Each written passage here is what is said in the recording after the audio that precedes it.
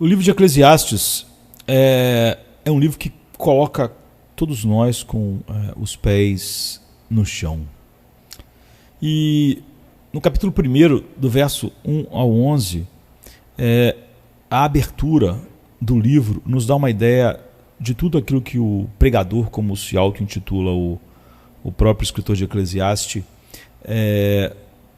vai incutir em nossa mente. Eu não vou ler aqui, 11 versos, mas vocês podem ler com calma depois. Eu diria que isso é um presente, esse livro, um presente explosivo para nós. Por quê? Por que é tão importante e necessário?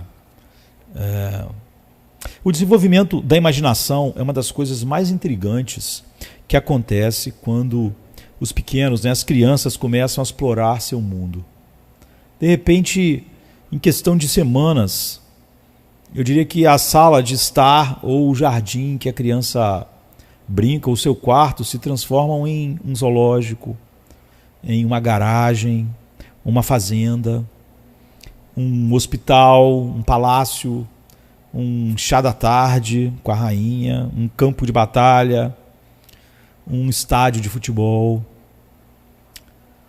Um mundo de faz de conta, entre aspas, se abre para inspirar e cultivar uma compreensão real do mundo. Então a criança ela é introduzida em novos relacionamentos e linguagem criativa ao fingir ser alguém que ela não é. Se você conseguir se aproximar, escutar sem ser notado o que ela está fazendo, você ouvirá todo tipo de conversas enquanto a criança repreende, implora e diz desculpe e obrigado a uma série de amigos imaginários. Mas eu diria que aprender a diferença entre o mundo de faz de conta e o mundo real pode ser um processo confuso e difícil para todo mundo. Porque na loja real, você não pode simplesmente comprar o que quiser. No hospital real, as pessoas realmente estão com dor, sofrendo, e os médicos nem sempre podem curar todos ou salvar todos. No mundo real, fazer as pazes, às vezes, é a coisa mais difícil nesse mundo. Não é? Lágrimas reais levam mais tempo para secar. Então, o livro de Eclesiastes é um dos presentes de Deus para, eu diria, nos ajudar a viver no mundo real. É um livro na Bíblia que escapa à nossa percepção e age como um dispositivo incendiário para explodir nossos jogos de faz de conta que continuam pela vida e não só na infância. E nos fazer perceber que nem tudo é tão limpo e arrumado como o mundo de faz de conta sugere. E insistir em viver no mundo de faz de conta é uma tragédia.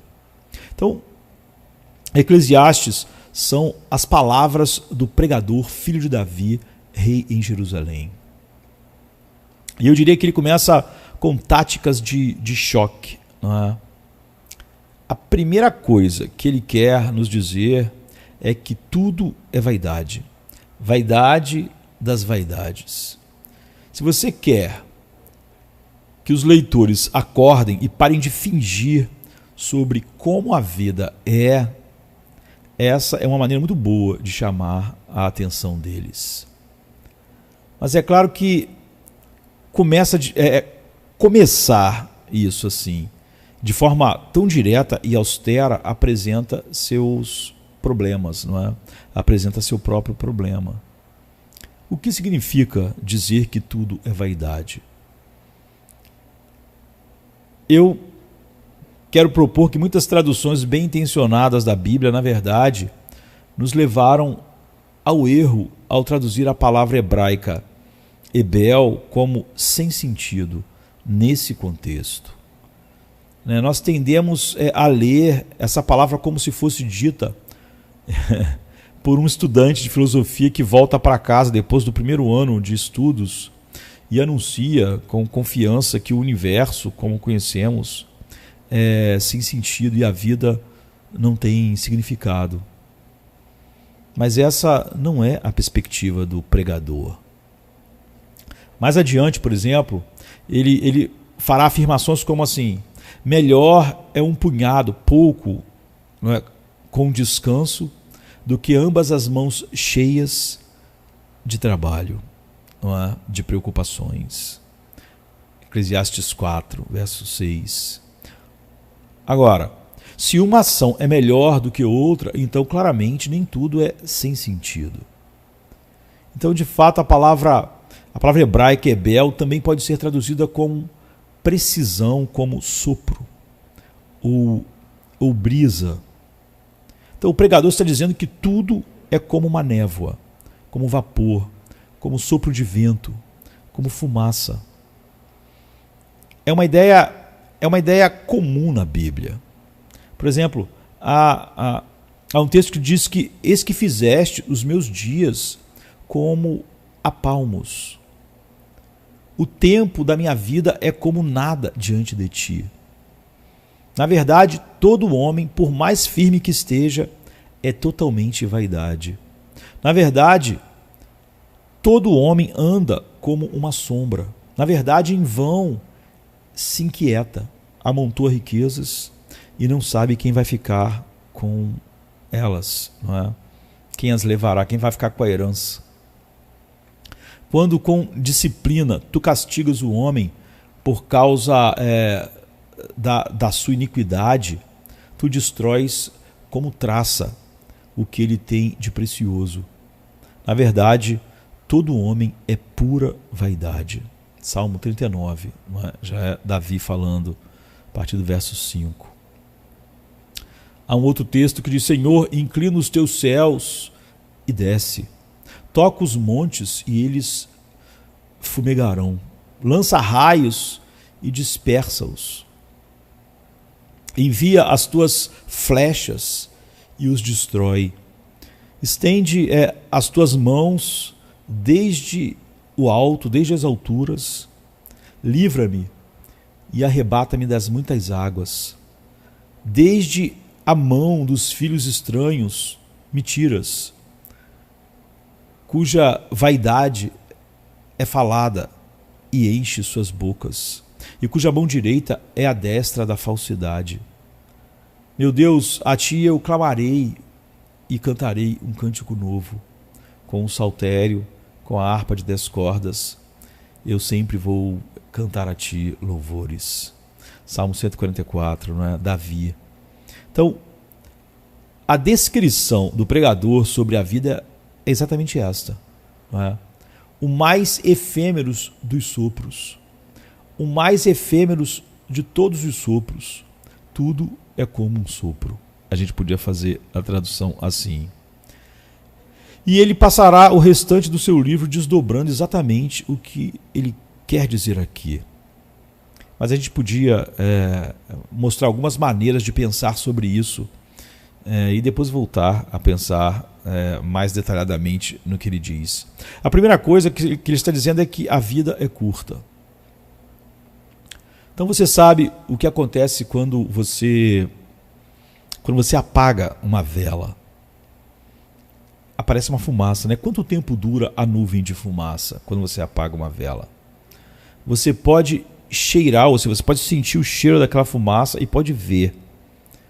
Ou seja, ela é muito real, mas também é muito transitória, temporária e desaparece rapidamente. Ela vem e vai, e a gente pode dizer sem deixar um impacto permanente ou uma impressão duradoura no mundo. Então você, talvez, não sei qual é a sua idade, você se pegou dizendo exatamente o que costumava ouvir as pessoas mais velhas dizerem o tempo todo. Eu acho que já estou dizendo isso. Eles diziam, o tempo voa à medida que você envelhece. Então, os seus avós dizem que é como se eles tivessem piscado e agora estão em um corpo de uma pessoa idosa. Então nós nascemos, vivemos, morremos, e tudo acontece tão rapidamente, né? Nada parece durar. A Bíblia diz: a graça é enganosa, ou a beleza é enganosa, né? A juventude é enganosa e a beleza é passageira, é bel. A palavra passageira aqui é a mesma que o autor de Eclesiastes está usando no hebraico, mas isso é Provérbios 31:30. Né? John Collins, ele disse que o problema da beleza é que ela é como nascer rico e depois ficar pobre. Você vai perdendo, vai perdendo, vai perdendo. Não é? Então o livro de Eclesiastes é uma meditação sobre o que significa que nossas vidas sejam como um sussurro falado ao vento. Aqui é 1 minuto e levado embora para sempre no próximo minuto. É isso. A segunda coisa é: a vida é elusiva. Porque a fumaça diante dos nossos olhos, quando a vela se apaga e ela sobe, não é apenas transitória, ela também é elusiva. Não é?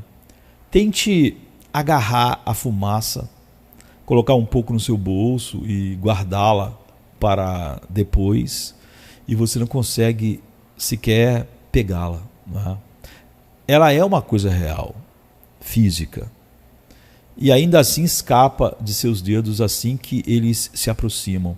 Eu diria que sua própria tentativa de agarrar a fumaça impulsiona ar na fumaça e acelera o desaparecimento dela. A tentativa de agarrar faz ela ir embora mais rápido. Eclesiastes é uma meditação sobre como a vida parece escapar de nosso alcance em termos de significado duradouro. Não é? E esse é um drama, né? Porque se tentamos controlar o mundo e nossas vidas com base no que podemos entender e no que podemos fazer, nós descobrimos que o controle que buscamos nos escapa, igual a fumaça. Então, considere o conhecimento e a compreensão. Em certa medida, nós podemos entender como o mundo funciona. Mas por que sempre chove nos dias em que você não traz o seu guarda-chuva? Não é? Por que a fila em que você não entra no supermercado é sempre a que parece andar mais rápido do que aquela em que você entra? Não é? Por que você se sente para baixo, mesmo quando não consegue realmente identificar uma causa específica para estar se sentindo assim? Por que pessoas que você conhece e ama morrem jovens ou sofrem com problemas de saúde a longo prazo, enquanto o ditador não é, vive com prosperidade até a velhice? Ou considere o que fazemos com nossas vidas. Nós podemos dedicar toda a nossa vida a algo e isso pode ter sucesso ou pode fracassar. Você pode conseguir o grande emprego na cidade e o banco pode quebrar no mês seguinte. Você simplesmente nunca sabe. Quanto controle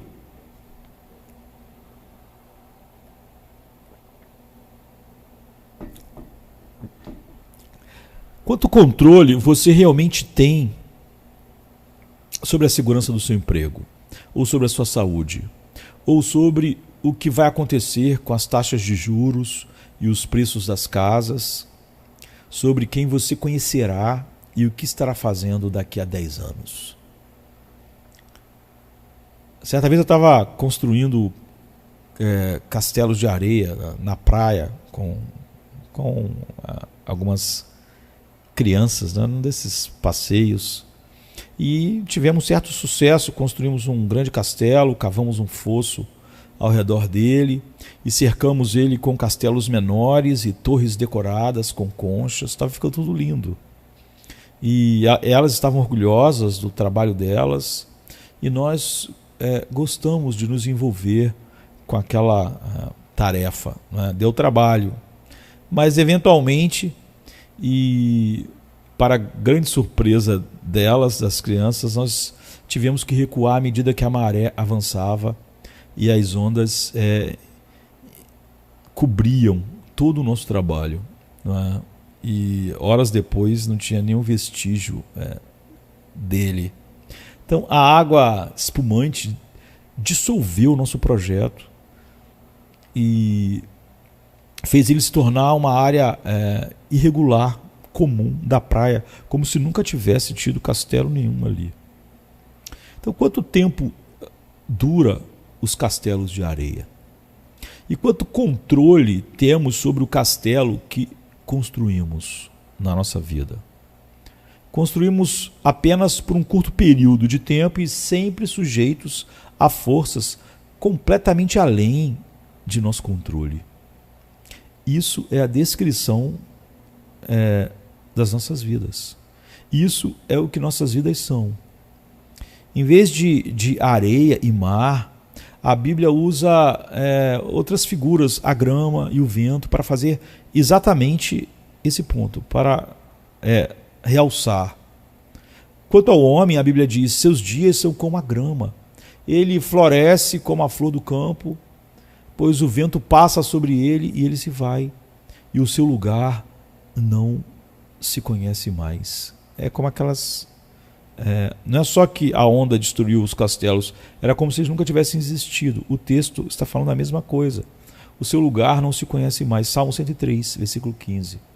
Essas imagens são impactantes quando consideramos a brevidade de nossas vidas em comparação com os milênios da Terra, das culturas. Nós sabemos que o que o pregador diz é verdade. Ele mesmo tendo vivido há 3.000 anos atrás. Então, exceto, é claro, em nossa vida cotidiana, porque nós continuamos fingindo que não é verdade todas essas coisas. Imaginamos que viveremos para sempre, ou pelo menos que outra pessoa terá câncer, não nós. Pensamos que nossas vidas são construídas com granito, não com areia. Fingimos que estamos no controle quase que o tempo todo. Imaginamos que podemos fazer a diferença no mundo e podemos realizar coisas de significado duradouro. Afinal, é por isso que vamos trabalhar todos os dias. É também por isso que temos uma crise de meia-idade. O que é a crise de meia-idade? 40 e pouco, 50 anos. Por que as pessoas têm uma crise de meia-idade? É quando nós olhamos para trás e vemos que quem somos e o que fizemos não parece ser muito. E assim, Eclesiastes se propõe a demolir nossa pretensão ao nos confrontar com a realidade. Não é? O pregador inicia o processo com uma pergunta. Ele pergunta: que proveito tem um homem de todo o trabalho com que se afadiga debaixo do sol? Eclesiastes 1:3. Essa pergunta é a chave para a sessão de abertura do livro, esses versos que eu disse, do 1 ao 11. Tudo o que segue nos versículos 4 até o 11, vai de 1 a 3 aí, não é? Até essa declaração. Depois o que segue é destinado como resposta a isso. Então as respostas às muitas perguntas, muitas vezes são implícitas e indiretas em Eclesiastes, porque faz parte da literatura da sabedoria da Bíblia, não é? Ele quer nos ensinar através de fazer perguntas a nós e nós pensarmos. Esse tipo de escrita mistura declarações diretas e explícitas, a gente pode ver isso no versículo 2, com analogias indiretas e representações pictóricas, como vai do verso 4 ao 8. Porque o objetivo da escrita é refletir sobre a complexa realidade do mundo como nós a encontramos. Então a literatura da sabedoria pergunta: o que significa temer o Senhor no mundo que o Senhor fez? E junto com Jó, Provérbios e Cantares, Eclesiastes é uma meditação sobre o que significa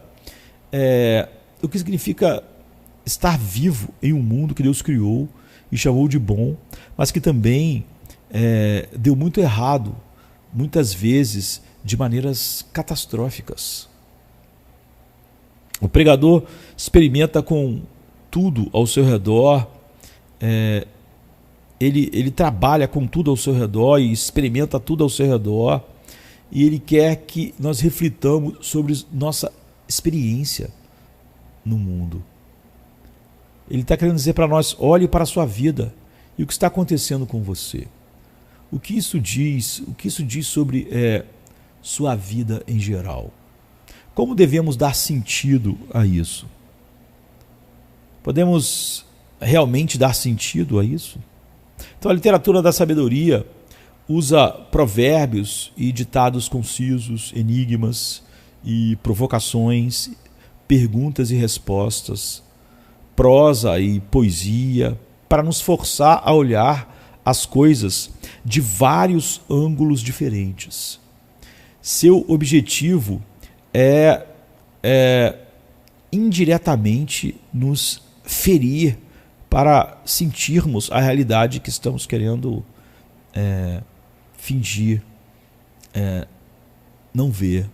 Então, como um fardo nas costas, não é? Ele vai colocando pontos dolorosos que nós não vimos quando eles estavam chegando, como quando alguns dardos atingem você por trás e que nos deixam espantados com a dor que não esperávamos, não é? E é assim que as perguntas e essas coisas chegam. São dolorosas e às vezes inesperadas. E isso é exatamente o que está acontecendo aqui, né, nesse livro. A resposta implícita à pergunta do versículo 3 é nada. De uma vida cheia de trabalho e esforço debaixo do sol, as pessoas não ganham absolutamente nada. A palavra ganho, entre aspas aqui, né, transmite a ideia de algo que sobra, algo que permanece no final, algo que não é como aqueles castelos de areia, algo que não é como aquela fumaça da vela que se vai. Né? Ele se refere aqui ao desejo humano de mostrar lucro, estar no azul, seja financeira ou de outra forma. Querer que sua vida, no balanço geral, tenha valido alguma coisa. Isso é o que está em jogo na pergunta do versículo 3. No final da minha vida, qual será o excedente? Qual será o lucro? O que eu deixarei para trás que contará como um monumento duradouro para todo o esforço de uma vida inteira? 70 anos, 80 anos, se for isso tudo, né? Todo o meu esforço. E o pregador aqui fornece a resposta pintando um quadro incrivelmente sombrio. Ele esboça o lugar da humanidade na tela do universo inteiro para mostrar, em termos, eu diria, gráficos, como e por que não há nada a ser ganho. Eu deixo apenas uma coisa para trás, e é a terra em que costumava viver, permanecendo exatamente onde estava quando eu cheguei pela primeira vez, só que agora gira sem mim. É engraçado assim as pessoas dizerem, às vezes cristãos, o mundo está melhor e diferente depois que essa pessoa... O mundo está exatamente igual. É o que o autor de Eclesiastes está dizendo. Minha vida vai e vem. Se eu deixar filhos no mundo para continuar meu legado, eles próprios são apenas parte das gerações que vão e vêm, e tudo o que deixarão para trás é o universo continuando como antes. Nós não alteramos o carrossel cósmico. Nada do que fazemos muda o fato de que trabalhamos e nos esforçamos e depois morremos, e a Terra apenas fica ali. Tudo é um sopro. Nossas vidas são o mais efêmero de todos os sussurros. A terceira coisa é que a vida é repetitiva. O pregador retrata a natureza momentânea e fugaz da vida humana como um belo padrão rítmico em sua poesia. Se você lê Eclesiastes 1, de 4 a 10, em voz alta, você vai sentir a inclinação, eu diria, lírica, né, poética, com o fluxo e refluxo do texto. E esse é exatamente o ponto. Tudo gira em torno, ou vem e vai. Ele nasce e se põe. o sol, por exemplo. O que foi, será novamente. O que foi feito, será feito novamente. O que está presente, logo será passado. Nos versos 5 a 8, o pregador se concentra em um padrão triplo no mundo, que é correspondido por um padrão triplo na experiência humana. As atividades do sol, as atividades do vento e da água seguem o mesmo curso das atividades do falar, ver e ouvir. O ponto é que o mundo em si não parece ir ou chegar a lugar nenhum, porque tudo é cíclico em vez de ser linear. Então, por que os humanos deveriam chegar a algum lugar? O sol persegue seu próprio rastro, a gente pode dizer. O vento vai para o sul e volta novamente para o norte. Os rios fluem para o mar, a água evapora, então os rios fluem novamente para o mar e ele nunca fica cheio, porque as águas evaporam e caem como chuva de novo e fluem para o mar. Assim o mundo, e assim é o mundo, e ele será sempre assim. Assim é a humanidade, e assim sempre nós seremos. As pessoas são como um mar insaciável. Então, assim como a água entra no oceano repetidamente, sem nunca enchê-lo, as coisas do mundo entram nos seres humanos através de seus olhos e ouvidos e saem por suas bocas e ainda assim nunca alcançam um ponto de satisfação completa. Então é dito que a realidade maciça da criação critica assim as aspirações de todos aqueles seres mortais minúsculos que estão dentro da criação como criaturas transitórias. Não há motivo para supor que os indivíduos devam ganhar com seu trabalho quando a própria criação como um todo não o faz.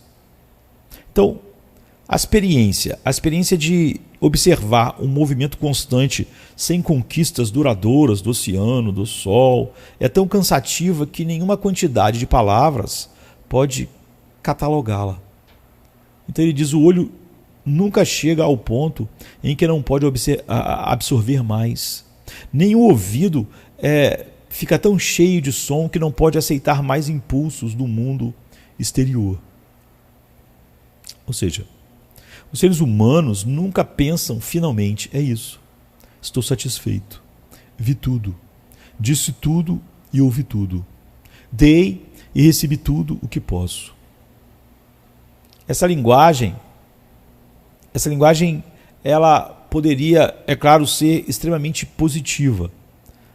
Tomadas por si mesmas, essas palavras sobre as capacidades ilimitadas do corpo humano podem apontar para um potencial infinito, curiosidade saudável e admiração infantil pelo mundo em que nós vivemos. Ou seja, sempre há tanto para ver e ouvir, mas elas são seguidas talvez pelas palavras mais famosas do livro de Eclesiastes. O que foi é o que será, e o que foi feito é o que será feito, e não há nada de novo debaixo do sol. Verso 9. A perspectiva do pregador é exatamente essa. Os seres humanos anseiam encontrar algo em suas vidas que vai quebrar o ciclo constante e repetitivo. Algo para dizer, ou ver, ou ouvir que será verdadeiramente novo e, portanto, significativo e transformador e vai finalmente preencher. Mas não existe nada. Tal coisa não existe. Tudo o que vemos e ouvimos já aconteceu e passou. E foi coberto pelas areias do tempo e simplesmente está girando novamente, talvez sob uma nova aparência diferente, mas fundamentalmente o mesmo de antes. Não é? É uma repetição sem fim. Em Blackberry, de Hamlet, não é? Uma filosofia prática para construir uma boa vida na era digital, William Powers argumenta que nossa conexão constante com a mídia digital e formas de comunicação baseadas em telas está sufocando nossa capacidade de sermos pessoas de profundidade substancial. Talvez, se algo no mundo é novo, é a nossa tecnologia, como a gente está se comunicando agora, com formas rapidamente evoluídas de enviar mensagem e formar comunidades virtuais, de modo que parecemos estar enfrentando novos desafios sobre o que significa, sobre o que a tecnologia significa para nós como pessoas. Mas não de acordo com Powers. Ele diz que, embora mal percebamos, todos os dias usamos ferramentas de conexão que foram inventadas há milhares de anos. E aí ele consulta 7 pensadores ao longo da história mundial, que cada um entendeu o impulso humano essencial para se conectar e pensou de forma incomum sobre os equivalentes de tela de suas respectivas épocas. Não é? Ou seja, não eram telas, mas as pessoas acharam que aquelas comunicações eram a chave. Os seres humanos lutaram ao longo das eras com formas em constante mudança de comunicação. Já existe um rico, eu diria, campo de reflexão sobre o que os seres humanos precisam preservar sobre si mesmos enquanto interagem com os outros. O que parece novo é, na verdade, antigo. Hamilton usou o BlackBerry de sua época, não é? Ou o smartphone, ou o seu iPhone. Não é? Então, o ponto que Powers faz sobre a era digital se aplica a tudo, para usar a linguagem de Eclesiastes, a tudo debaixo do sol. Um novo governo ainda é um governo, e todos nós estamos familiarizados com eles. Uma revolução anuncia uma nova era, e já vimos tudo isso antes. Um novo bebê ainda é um bebê, e o mundo sempre esteve cheio de bebês. Até mesmo pousar na Lua ainda é uma forma de aventura e exploração que está conosco desde que os humanos andam na Terra. Na verdade, a viagem espacial é um bom exemplo exatamente do ponto do pregador de Eclesiastes. Ele não quer dizer que nada de novo, entre aspas, seja inventado no mundo, porque claramente isso não é verdade. O que ele quer dizer que não há nada de novo que possamos descobrir para quebrar o ciclo e finalmente nos satisfazer. Nós, na era digital, somos mais satisfeitos? Quando conquistarmos nosso sistema solar, se fizermos isso com naves, a humanidade então tentará conquistar a galáxia, além do sistema solar. Porque nós vamos pensar, nada mudou aqui só no sistema solar, mas e além? Nunca estamos satisfeitos, e esse impulso humano básico, que nos levou ao espaço em primeiro lugar, já estava nas eras antes de nós, que é o que o verso 10 diz. Não há nada de novo na humanidade no desdobramento de todo o nosso progresso. Então, lembre-se do objetivo do autor de Eclesiastes, do pregador. Ele está mostrando que, no final do dia, os seres humanos não ganham nada de todo o seu trabalho sob o sol. Não há nenhum lucro, não há excedente, porque eles nunca estão cheios o suficiente para ter algo sobrando. Não há ganho, não há lucro, porque o próprio universo é cíclico e tudo que vem e vai. Não há nada, não há lucro, porque tudo o que existe já foi um dia. Se não há nada novo debaixo do sol, qual é o ponto de se esforçar para fazer ou encontrar algo novo? Simplesmente não pode ser feito. Correr atrás do vento. Você não ganha nada moendo seus dedos até os ossos, porque o mundo continuará indiferente ao que você fez. E de qualquer forma, ele não lembrará de você daqui a um tempo. Ele nem se lembrará das crianças que ainda vamos ter, o verso 11 diz. Então, como fica a perspectiva quando sua filha se forma na faculdade e seu filho fecha aquele contrato de vários milhões que ele sonhava? Daqui a um tempo ninguém vai se lembrar deles.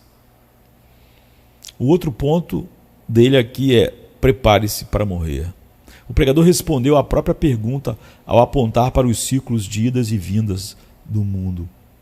E a sua resposta é que as pessoas não ganham com seu trabalho e esforço, porque, em última análise, vão morrer e vão ser esquecidas. A vida se estende diante do jovem funcionário com sonhos de uma carreira satisfatória e uma família feliz, mas tudo vai e vem. Ele vai morrer e não será lembrado. Muitos intérpretes de Eclesiastes sugerem que o pregador está apresentando algo que é verdade apenas se a vida for vivida sem Deus. Eles entendem a frase debaixo do sol como significando a perspectiva secularista, e isso é verdade de muitas formas. Mas eu diria que ele está indo além. Se considerarmos a vida sem Deus no quadro e olharmos o mundo como vemos, ou seja, debaixo do sol, então não há alternativa a não ser dizer que tudo é apenas um sopro.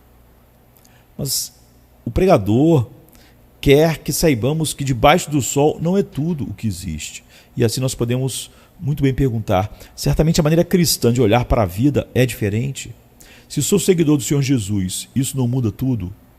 Bem, é verdade que conhecer Cristo proporciona um ângulo completamente novo, eu diria o verdadeiro ângulo, sobre o que significa estar vivo. E nós veremos depois como Eclesiastes nos aponta para isso, não é? Para Cristo e como estar vivo. É certo que, para o pregador, o mundo debaixo do sol não é tudo o que há. E ele tem coisas a dizer que irão alterar radicalmente nossa perspectiva sobre esta vida. Mas na poesia que abre o livro, o pregador não está comentando como é a vida sem Cristo. Ele está dizendo que esse ciclo repetitivo é como a vida parece do ponto de vista secularista, não é? Isso não é o que o mundo parece do ponto de vista do niilismo existencial somente, ou do secularismo, ou da contemplação pós-moderna do próprio umbigo, não é? É apenas como o mundo é, não é? É a realidade, não é uma perspectiva. É igual para todos nessa abertura, cristão ou não cristãos, crentes ou ateus. Cada um de nós vive debaixo do sol. Na verdade, provavelmente é melhor ver essa frase indo além de simplesmente o secularismo, ver essa frase como um marcador temporal mais do que um marcador espacial. Nas Escrituras, o sol é um marcador de tempo, né, como está em Gênesis 1:14. E a frase debaixo do sol refere-se também, então, agora a mais do que um estar lá em cima. Não é? É uma maneira de dizer que, pelo tempo que a Terra durar, nesse período de tempo, é assim que as coisas são. Não é? Nessa parte da história, no tempo. Então, desse lado da eternidade, a vida é um sopro. Fazemos as mesmas coisas repetidamente em um mundo que se repete repetidamente e então nós morremos. Apenas para sermos seguidos por nossos filhos que farão as mesmas coisas da mesma maneira e então encontrarão o mesmo fim. Então, ser um cristão não impede que isso seja verdade. Pelo contrário, deve nos fazer os primeiros a parar de fingir que não é verdade. Esse é o objetivo do pregador. Pode não fazer sentido perfeito para nós ainda, mas ele está cuidadosamente lançando as bases, e nós vamos ver, para o principal argumento do livro. Apenas preparar-se para morrer nos ensinará a viver. E parte de estabelecer esse argumento é o ponto muito simples de Eclesiastes 1, de 1 a 11. Nestes dias, debaixo do sol, é inegavelmente verdade que vivemos em um mundo onde logo estaremos mortos. Então a próxima coisa é: aprenda a viver. O pregador quer que a realidade de nossa morte penetre em nossos ossos e se aloje profundamente em nossos corações. Mas isso acontece porque ele está escrevendo um livro sobre o que significa viver. Então ele quer que a gente tenha, que o conceito da morte penetre, porque ele está falando sobre a vida. Ele quer que as consequências do nosso rápido desaparecimento da Terra influenciem todas as realidades da forma como vemos o mundo e a forma como nos vemos dentro desse mundo. A única pergunta que o anima o pregador é esta: se não viveremos para sempre, nem tempo suficiente para fazer diferença duradoura no mundo, como então nós devemos viver? E leva o livro inteiro de Eclesiastes para responder a essa pergunta. E eu quero desvendar isso em outros momentos como esse, em vídeos que se seguirão. O argumento é cumulativo, né, no livro, e nós precisamos permitir que o pregador apresente seu caso aos poucos, como um artista pintando uma tela. Mas no início, Eclesiastes 1, de 1 a 11, ele esboça um ponto muito básico. Aceitar a morte é o primeiro passo para aprender a viver. Pessoas sábias simplesmente aceitam que vão morrer. Como um famoso teólogo coloca, um crente sábio é alguém que conhece o comprimento de sua corda. Esse ponto pode parecer tão óbvio a ponto de ser simplista. No entanto, é altamente significativo quando paramos para pensar em quanta energia dedicamos para não aceitar e não pensar nisso. Então a realidade é que passamos nossas vidas tentando escapar das limitações de nossa condição criada. Abrir os olhos para isso é um avanço extremamente significativo. Ser humano é ser uma criatura, e ser uma criatura é ser finito. Não somos Deus, não estamos no controle e não viveremos para sempre. Vamos morrer. Mas evitamos essa realidade brincando de vamos fingir, entre aspas. Não é? Vamos fingir que se conseguirmos a promoção, ou vermos nossa igreja crescer, ou criarmos bons filhos, nos sentiremos significativos e deixaremos um legado duradouro. Vamos fingir que se trocarmos de emprego ou imigrarmos para um lugar ensolarado, não experimentaremos o tédio e a monotonia da vida. E vamos fingir que o novo relacionamento amoroso vai fazer a vida ser o que devia ser. Vamos fingir que se nos mudarmos para uma nova casa, seremos mais felizes e nunca mais desejaremos nos mudar.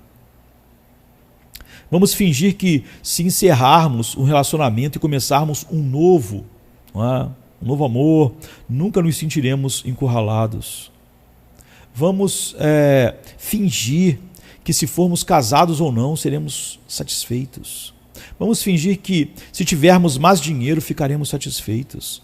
Vamos fingir que se conseguirmos superar a pilhas de roupas sujas, fraldas sujas, listas de compras, idas à escola e noites agitadas dessa semana, a próxima semana será mais tranquila, mais fácil. Vamos fingir que o tempo está sempre a nosso favor para fazer as coisas que queremos fazer e nos tornar as pessoas que queremos ser. Vamos fingir que podemos quebrar o ciclo de repetição e finalmente chegar a um mundo livre do cansaço. Desejamos mudanças em um mundo de repetições permanentes e sonhamos em como interromper essas coisas. Desejamos vidas permanentes em um mundo de mudanças constantes e lutamos para alcançá-lo. Passamos nossas vidas alinhando nosso eu melhor com um futuro diferente que imaginamos como mais recompensador do que agora.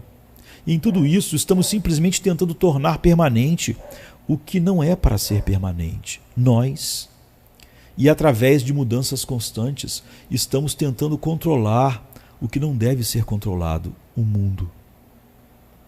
As estações e ciclos naturais do mundo estão contentes em vir e ir. O Sol não está preocupado em fazer, estar nesse ciclo, mas nós suamos e trabalhamos para acreditar que não será assim conosco. Eclesiastes nos exorta a deixar isso para trás de uma vez por todas e adotar uma melhor forma de pensar.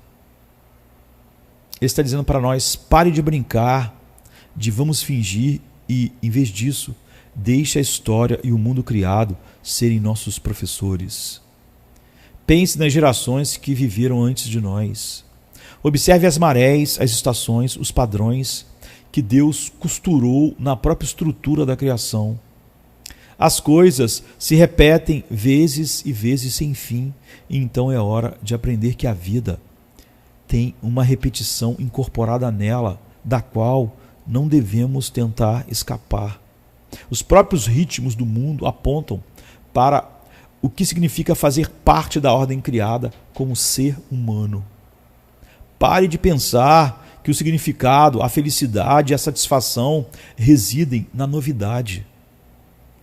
O que é novo não é realmente novo. E o que parece novo logo se tornará velho.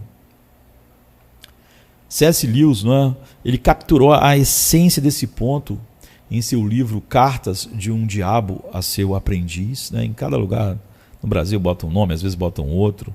Um demônio sênior, que é Screwtape, escreve para o seu sobrinho, um demônio júnior, aprendiz, Worwood, dando conselhos sobre como fazer com que os cristãos se afastem do inimigo. O inimigo para eles, lá no diálogo deles, é Deus. Então, Screwtape aconselha Worwood sobre o desejo constante da humanidade de experimentar algo novo. E ele diz: olha, o horror da mesmice é uma das paixões mais valiosas que nós produzimos no coração humano. Uma fonte interminável de heresias na religião, tolice no aconselhamento, infidelidade no casamento e inconstância na amizade. Tudo isso surge de nós conseguirmos incutir essa fome por novidade. Deus fez a mudança e a novidade agradáveis aos seres humanos. Mas Screwtape diz: porque Deus não quer que suas criaturas façam da mudança, assim como comer, um fim em si mesmo. Deus então equilibrou o amor pela mudança nelas com um amor pela permanência. É o que ele diz, C.S. Lewis está dizendo através dos personagens. Mudança e constância são os dois pesos equilibradores na gongorra da experiência humana. E Deus deu à humanidade os meios para desfrutar de ambos. Ao modelar o mundo com ritmo. Amamos o fato de que a primavera parece nova. Amamos o fato de que a primavera vai vir novamente. E o diabo começa a trabalhar exatamente neste ponto. Screwtape explica, ele vai desenvolvendo a ideia. Ele diz: assim como enfatizamos e exageramos o prazer de comer até criar a gula, fazemos o mesmo com essa agradável característica natural da mudança. E nós, o demônio sênior está dizendo para o demônio júnior, e nós a distorcemos em uma demanda por uma novidade absoluta. Essa demanda é inteiramente criada por nós, ele está dizendo, os demônios conversando. Se negligenciarmos nosso dever, os homens não apenas ficarão contentes, mas serão transportados pela mistura de novidade e familiaridade dos percevejos em janeiro, do nascer do sol nesta manhã, do pudim de ameixa nesse Natal. Crianças, até que as ensinemos melhor, ficarão perfeitamente felizes com uma rotina sazonal de jogos em que os bichos sucedem o elástico da mesma forma que o outono segue o verão.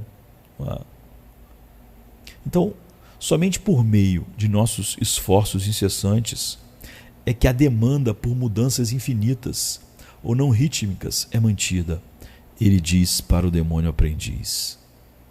E isso é exatamente o que o pregador quer que a gente perceba. Quando não estamos satisfeitos com a repetição rítmica de nossas vidas, é porque estamos fingindo que as coisas não deveriam ser assim para nós, como seres humanos. Almejar, querer uma mudança infinita. Em outras palavras, ganhar algo, não é? Ter o lucro no fim, é querer escapar dos limites da existência comum e de alguma forma chegar a um mundo onde, por um lado, a repetição não ocorre e, por outro, a permanência para nossas vidas acontece. Mas nada disso é possível. Ao buscarmos algo novo debaixo do sol, estamos buscando a novidade absoluta que simplesmente não existe. Então ele diz, o prazer da novidade, por sua própria natureza, está mais sujeito do que qualquer outro à lei dos retornos decrescentes.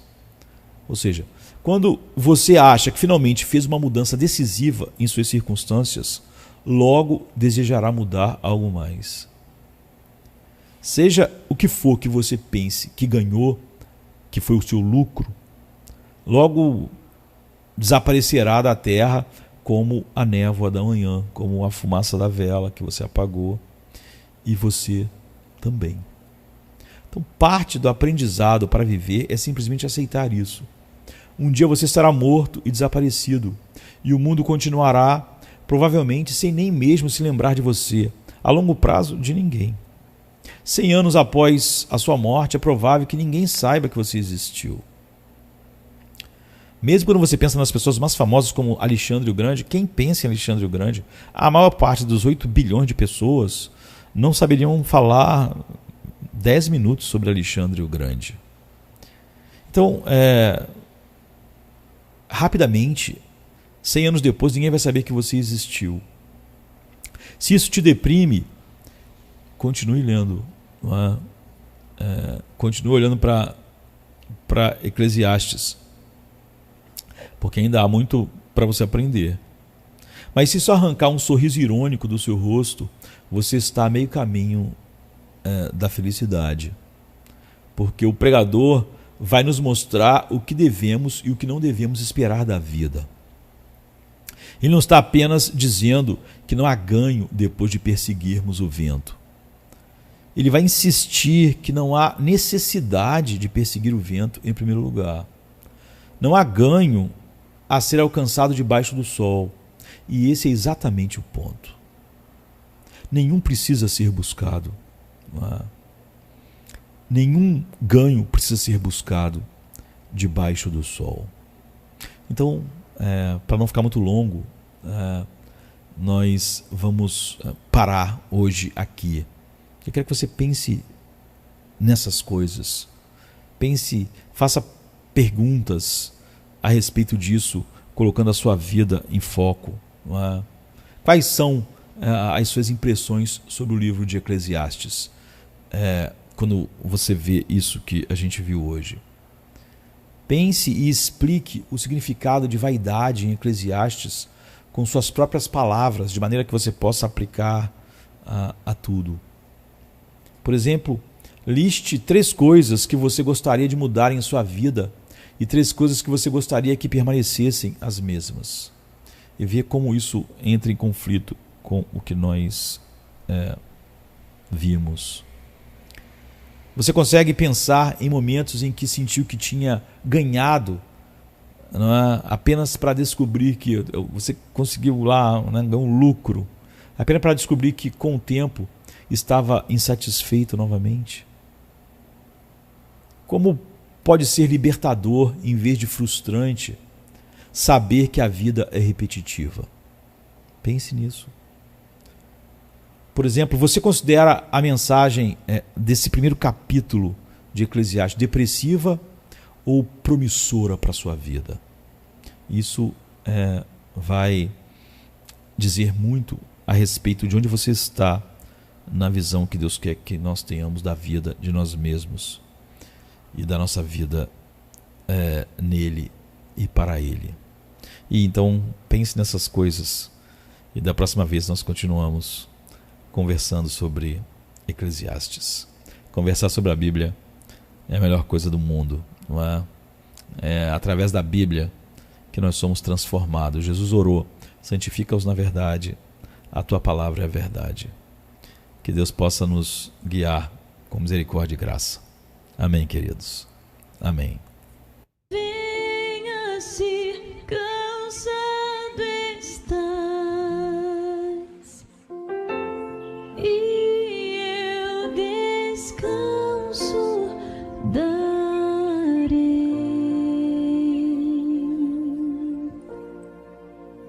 Tu descansarás.